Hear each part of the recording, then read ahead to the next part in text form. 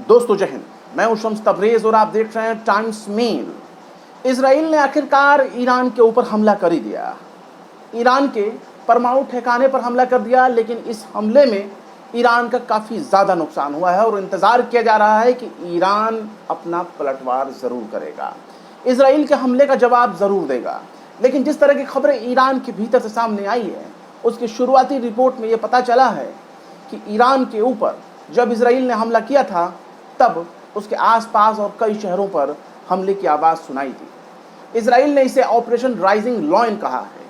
इस हमले में इसराइल ने IRGC के chief commander major general Hussein Salami का कत्ल कर दिया है। सोचिए, IRGC के जो चीफ कमांडर हैं हुसैन सलामी, वो अब इस दुनिया में नहीं रहे। इसके साथ ही ईरान के ख़त्मुल अंबिया सेंट्रल हेडक्वार्टर के commander major general Ghulam Ali Rashid और उनके बेटे की जुमे की सुबह हलाकत हो गई। यानी इस हमले में उनकी भी हलाकत हो गई और कहा जा रहा है कि उसने रेजिडेंशियल एरिया में भी हमला किया था। यानी इसराइल के इस हमले में ईरान के कई टॉप ऑफिशियल कमांडर, उनकी हलाकत हो चुकी है, वो ख़त्म हो चुके हैं, मारे गए हैं। इसके अलावा ईरान के 2 परमाणु वैज्ञानिक, जो सबसे अहम है कि जिस परमाणु कार्यक्रम को लेकर के ईरान के ऊपर अमेरिका, पश्चिमी देश और ख़ुद इसराइल इतने अटैक मोड में हैं, उस परमाणु कार्यक्रम से जुड़े 2 परमाणु वैज्ञानिकों का भी कत्ल इसी हमले के दौरान हो गया है। यानी इस हमले में ईरान के 2 परमाणु वैज्ञानिक भी मारे गए। वहीं दूसरी तरफ नेतन्याहू ने कहा है कि ये तो अभी बस एक शुरुआत है और हमले आगे भी जारी रहेंगे। यानी ये हमला होता ही रहेगा, लगातार होता रहेगा। वो ईरान को परमाणु हथियार बनाने नहीं देंगे, लेकिन अब ईरान की जवाबी हमले की तैयारी हो रही है। वह ईरान ने कहा है कि वो इसराइल को सख्त जवाब देगा। ये हमला जुमे की रात को हुआ, यानी जब सुबह नहीं हुआ था, अभी रात का अंधेरा ही छाया हुआ था, तब ये जुमे के रोज़ हुआ, जब तेहरान के आसमानों में बहुत से तरह की तस्वीरें देखने को मिली। यहाँ तक कि सोशल मीडिया पे जो मौजूद तस्वीरें आ रही हैं, उसमें कई इलाकों से धुएं का गुबार आसमान की तरफ उठता हुआ दिखाई दे रहा है। तस्वीरों में राजधानी के कई इलाकों में तबाही के मंजर नज़र आ रहे हैं। खासकर रेजिडेंशियल एरिया, जो सिटीज़न एरिया कहलाता है, आम लोगों की इमारती रिहाइशें, उन जगहों पर इजराइल ने हमला किया है। ईरान की जो सरकारी टीवी है, उसके रिपोर्टरों ने कहा है कि उन्होंने पीड़ितों में महिलाओं और बच्चों की लाशें भी देखी हैं। यानी सोचिए, जो झगड़ा ईरान को लेकर, परमाणु ठिकानों को लेकर के हो रहा था कि पश्चिमी देश कह रहे हैं कि ईरान परमाणु हथियार बनाना चाहता है, जबकि ईरान कह रहा है कि वो अपने शांति उद्देश्यों के लिए इस न्यूक्लियर प्रोग्राम को चला रहा है।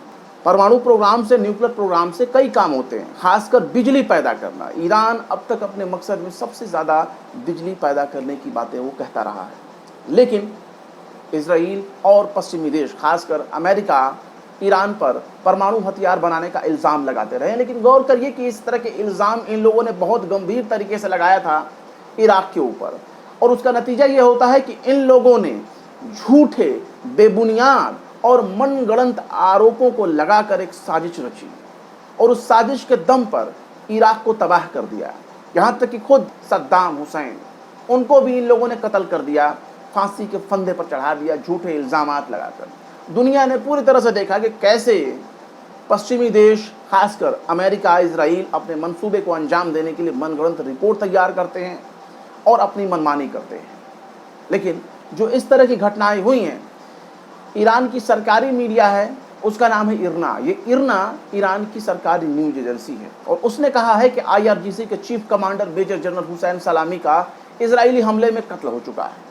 वहीं एक और न्यूज़ एजेंसी है तस्नीम न्यूज़ एजेंसी, उसने भी इस मामले में कहा है कि इस्लामिक रेवोल्यूशनरी गार्ड कोर के कमांडर मेजर जनरल हुसैन सलामी और 2 परमाणु वैज्ञानिक मोहम्मद महदी तेहरानची और फरेदून अब्बासी का कत्ल हो गया है। तस्नीम न्यूज़ एजेंसी ने मेजर जनरल हुसैन सलामी के कत्ल की तस्दीक की है। इजरायली हमलों में उसने कहा है कि ईरान की राजधानी में कई आवासीय इमारतों को निशाना बनाया गया, जिसके नतीजे में बहुत से नागरिक मारे गए हैं। तेहरान के इमाम खुमैनी इंटरनेशनल एयरपोर्ट पर उड़ानों को भी सस्पेंड कर दिया गया है।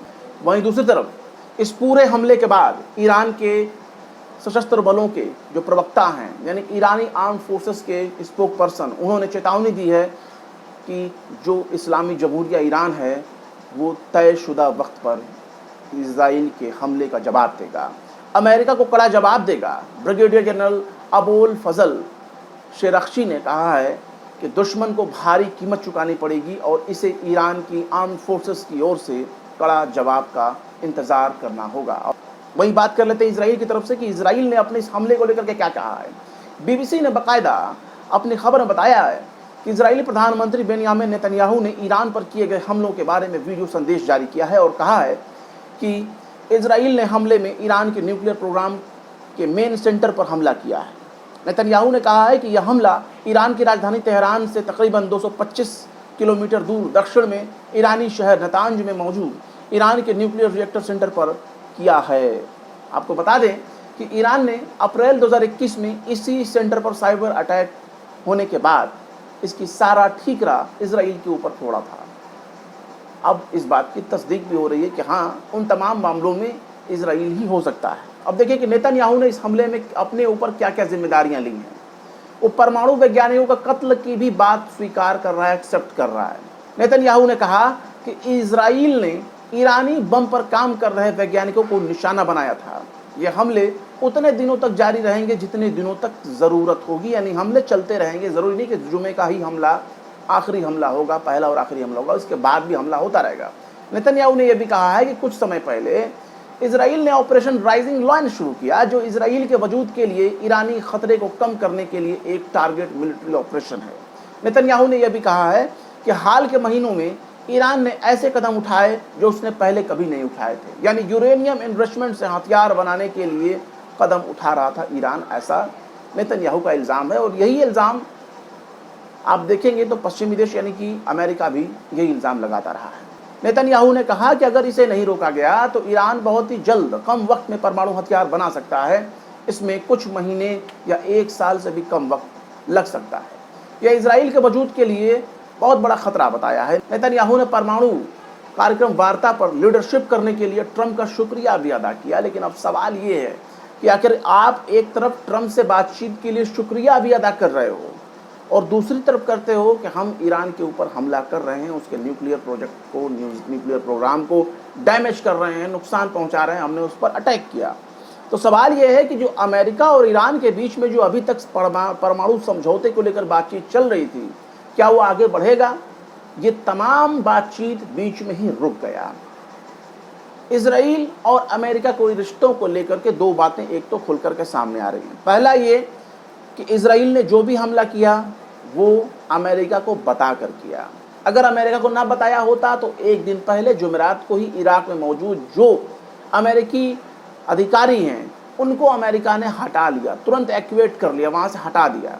इसका मतलब साफ था कि ईरान पर हमले की जानकारी इजराइल ने अमेरिका को दे दी थी, जिसके बाद जल्दी जल्दी उसने अपने लोगों को हटाना शुरू कर दिया, क्योंकि उसे इस बात का अंदेशा था कि ईरान अगर पलटवार करेगा तो उसके लोगों को निशाना बनाएगा जो इराक में मौजूद है। यानी एक तरह से कहा जाए तो मिडिल ईस्ट में एक बड़ी जंग की शुरुआत हो रही है। नेतन्याहू ने कहा है कि उन्होंने बार बार कहा था कि ईरान परमाणु इन्वेस्टमेंट कार्यक्रम नहीं चला सकता। डोनाल्ड ट्रंप ने जुमेरात को ही कहा था कि उन्हें जंग से बचने की उम्मीद है। अमेरिकी विदेश मंत्री मार्को रूबियो ने कहा है इस हमले को लेकर के कि वाशिंगटन इन हमलों में शामिल नहीं था। पर सवाल है कि इजराइल खुद से कुछ नहीं कर सकता, बगैर अमेरिका की मदद के कुछ नहीं कर सकता। ये ढकोसला है जो पश्चिमी देश बार बार अपना रंग रूप दिखाते रहते हैं। बीबीसी ने अपने सहयोगी चैनल के हवाले से बताया है कि अमेरिका को इजराइल के हमले से पहले की जानकारी थी। अमेरिका में बीबीसी के सहयोगी CBS ने बताया है कि अमेरिकी अधिकारियों को ईरान पर हमले की जानकारी थी। यही वजह थी कि अमेरिका ने कुछ इलाकों से अपने नागरिकों को वापस बुला लिया था। लेकिन खैर हमला हुआ है, अब ईरान के हमले का इंतज़ार हो रहा है। ऐसे में एक सवाल ये भी उठता है कि ईरान के पास जो उसके एयर डिफेंस सिस्टम थे, क्या उन एयर डिफेंस सिस्टम ने हमलों को रोका? क्योंकि एयर डिफेंस सिस्टम का काम ही है कि हवा में जो भी नज़र आएगा दुश्मन की तरफ से अननोन, उसको मार गिराया जाएगा। तो क्या रूस की तरफ से दिए गए जो एयर डिफेंस सिस्टम थे वो नाकाम हो गए हैं? क्या इजराइल ने रूस को मैनेज करके हमला किया है ताकि उसके एयर डिफेंस सिस्टम काम भी ना करें और ईरान के ऊपर इजराइल का हमला भी मुकम्मल हो जाए? ये बहुत तरह के सवाल हैं और जुमे के रोज़ पूरा दिन इस बात की चर्चा होती रहेगी कि अब ईरान पलटवार में क्या करेगा और ईरान अगर पलटवार करेगा तो क्या करेगा। क्योंकि देखिए, ईरान के कई बड़े अधिकारी मारे गए हैं और वो भी टॉप मिलिट्री ऑफिसर। आप सोचिए कि IRGC के चीफ कमांडर जो थे हुसैन सलामी, अगर वही नहीं बचते तो ईरान कहाँ तक मजबूत कहा जाएगा। क्योंकि किसी भी देश के टॉप मिलिट्री ऑफिशियल के मारा जाना ये बहुत बड़ा सवाल खड़ा करता है कि आखिर उसने अपने दिफा में क्या किया। खैर, जिसके ऊपर हमला होता है वही जानता है कि हालात क्या होता है। ये नहीं भूलना चाहिए कि ईरान की जंग इजराइल से नहीं है, ईरान की जंग दुनिया की उन सबसे बड़ी ताकतों से है जो नहीं चाहते कि कोई भी देश उनसे 2 कदम भी आगे बढ़ सके। दुनिया भर के देशों में, बहुत से देशों में परमाणु हथियार बनाए गए हैं, लेकिन ईरान हमेशा परमाणु हथियार बनाने के सवाल पर इनकार करता रहा। आप ये देखिए कि इंटरनेशनल एटॉमिक एनर्जी एजेंसी के ऊपर भी ईरान ने जासूसी का इल्ज़ाम लगाया है कि उसके खुफिया ठिकानों और उसके खुफिया दस्तावेज़ों को बाकायदा IAEA ने इजराइल के हवाले किया और जिसके नतीजे में ईरान के परमाणु वैज्ञानिकों का कत्ल हो गया।